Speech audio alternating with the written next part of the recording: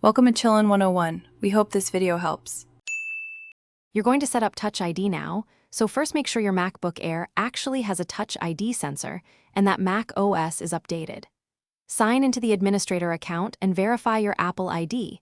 This ensures Fingerprint Unlock integrates with apps and purchases. Once done, open System Settings and go straight to Touch ID and password.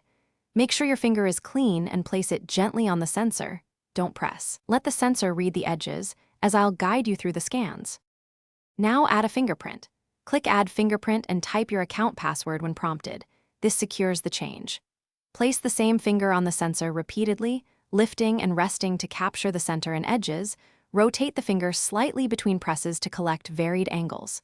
You'll see a progress bar that fills as the system maps your print.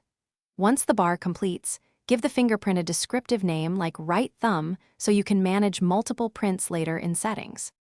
Finish by toggling which features use Touch ID, unlocking, Apple Pay, and autofill, so the behavior matches your needs.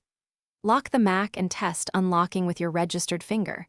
If it's inconsistent, add a second finger or re-register the original for better coverage. If the sensor doesn't respond, clean it gently, restart your Mac, and ensure Mac OS is current. Then remove and re-add fingerprints. These steps fix most issues because they